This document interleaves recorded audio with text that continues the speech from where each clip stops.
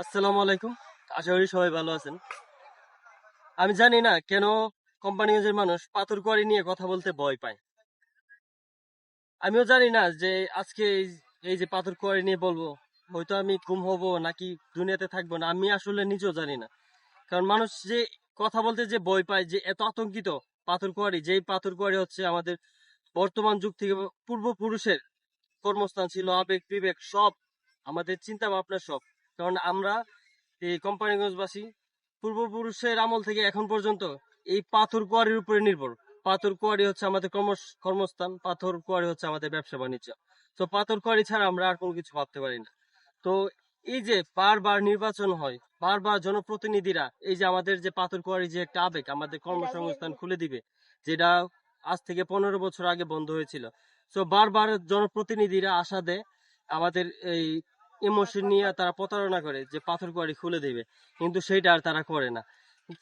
যেই কারণে পাথর কোয়ারি বন্ধ করা হয়েছে সেটা হচ্ছে খুবই সিলি একটা বিষয়।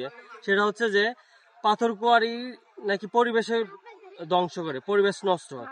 অথচ দেখা যায় যে যে পরিবেশের দোহাই দিয়ে পাথর কোয়ারি বন্ধ করা হয়েছে, সেই পরিবেশকে বুড়ি আঙ্গুল দেখিয়ে ইন্ডিয়া ঠিকই কিন্তু তাদের যে পাহাড় বোমা ফাটিয়ে, ঠিক আছে, যে চুনাপাথর বাংলাদেশে আসে, বোমা ফাটিয়ে সেই চুনাপাথর আমাদের দেশে প্রত্যেক মাসে, প্রত্যেক দিন, প্রত্যেক বছর হাজার হাজার লক্ষ লক্ষ কোটি কোটি ডলার বাংলাদেশ থেকে নিয়ে যাচ্ছে শুধু তাদের পরিত্যক্ত পাহাড় চুনা পাথর বিক্রি করে, যেটাকে তারা বোমা ফাটিয়ে মানে এই পাথর উত্তোলন করে। তখন কি তাদের পাথর, এই তাদের পরিবেশ নষ্ট হয় না? আমার এই প্রশ্ন সারা বাংলাদেশের মানুষ, জনসাধারণ থেকে শিক্ষিত সমাজ, জনপ্রতিনিধি, সবার কাছে আমার এই প্রশ্ন। এই যে ইন্ডিয়া তাদের পরিত্যক্ত পাহাড়, হ্যাঁ, বোমা ফাটিয়ে, আমরা তো সনাতন পদ্ধতিতে পাথর উত্তোলন করতাম, তারা বোমা ফাটিয়ে পাথর উত্তোলন করে, ঠিক আছে, তখন তাদের পরিবেশ নষ্ট হয় না।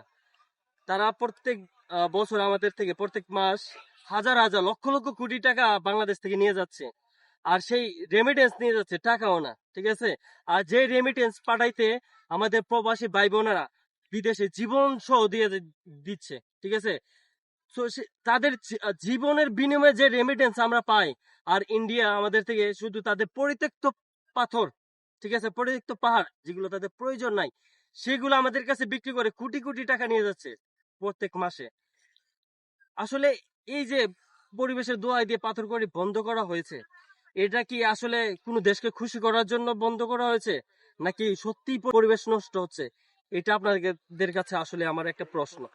এখন আমরা কোম্পানিগঞ্জবাসী ছাড়া অন্য বাংলাদেশের মানুষ হয়তো জানে না যে, হয়তো আপনারা এটা ভাবতে পারেন যে পাথর কোয়ারি মানে সাদা পাথর স্পট, এটা নষ্ট হয়ে যাবে, আসলে কিন্তু না।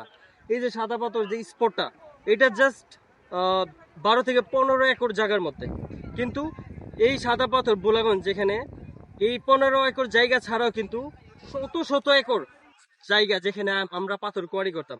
যদি এখানে সাদা পাথর স্পটে পাথর কোয়ারি আমরা করতাম, তাহলে তো এই পাথরগুলো থাকতো না, ঠিক আছে। তো আমরা আগেও এই সাদা পাথর স্পট এখানে কখনো পাথর করি নাই, ভবিষ্যতে করব না। আমি আপনার ভিডিওর মধ্যে দেখাবো যে আগে যেখানে আমরা পাথর কোয়ারি করতাম সেই সব জায়গাগুলো এখন পরিত্যক্ত পড়ে আছে। তো এইগুলো আমি ভিডিওর মধ্যে দেখাবো। আর হচ্ছে গিয়া শুধু এটাই না, সাদা পাথর ছাড়াও কিন্তু আরো বিভিন্ন জায়গা আছে, যেমন হচ্ছে উৎমা, মাঝেরগাঁও, দনিটিল্লা, শারফিন। তো এরকম আরো অসংখ্য জায়গা আছে, মানে যেগুলা মানে আনকাউন্টেবল, যেখানে পাথর উত্তোলন করা হইতো। সো সাদা পাথর আপনারা বন্ধ করলেন, হয়তো অনেকে জানে না যে আমরা স্পোর্টের কারণে বলেন, পরিবেশের দোহাই দিয়ে বলেন, কিন্তু এই যে উৎমা বলেন, শারফিন বলেন, আর যেসব জায়গা বললাম, মাঝেরগাঁও, এইসব এইসব জায়গা কেন আপনারা বন্ধ করে রাখছেন? ওইখানে তো আর পরিবেশের বা কোনো পরিবেশের কোনো ইয়া নাই, আশঙ্কা নাই যে নষ্ট হবে, বা এখানে কোনো পর্যটক বেড়াইতে যায় না। তো এইখানে কেন আপনারা পাথর কোয়ারি বন্ধ করে রাখছেন? এখন এই যে পাথর কোয়ারি বন্ধ করা হয়েছে, বিশ্বাস করুন, মানে আমি শুধু পুরুষ মানুষ বলে কাঁদতে পারতেছি না। মানে এখন কসম নেওয়া ঠিক না মুসলমান, বিশ্বাস করুন, এই পাথর কোয়ারি বন্ধ হওয়ার ফলে এই যে আমি গত কয়েক বছর যাবত যে আমি সমাজ সেবা করি, তো এই গত কয়েক বছরে আমি যাদেরকে ব্লাড দিতে গেছি, বিশ্বাস করেন, এখান থেকে সিলেট আমাদের প্রায় 30-35 কিলো।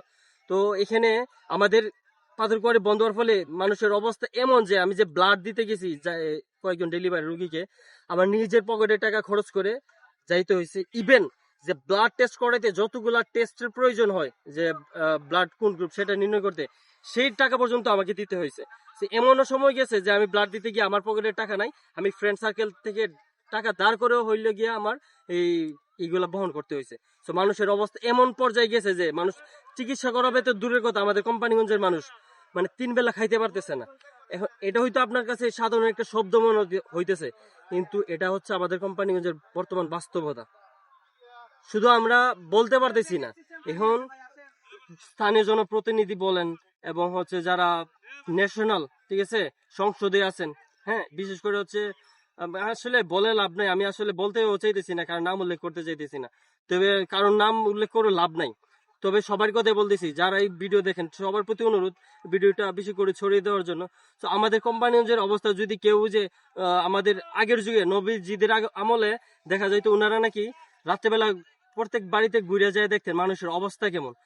ঠিক এরকম ভাবে যদি জনপ্রতিনিধিরা বা যাদের অবস্থান ভালো আছে, ঠিক আছে, আপনারা গিয়ে যদি আমাদের কোম্পানিগঞ্জে প্রত্যেক বাড়িতে গিয়ে দেখতেন, তাহলে বুঝতে পারতেন যে কতজন মানুষ না খেয়ে ঘুমাইতেছে, ঠিক আছে, কতটা শিশু না খেয়ে ঘুমাইতেছে, কতজন মানুষ ওষুধ কিনতে পারতেছে না, তো চিকিৎসা অভাবে মারা যাইতেছে।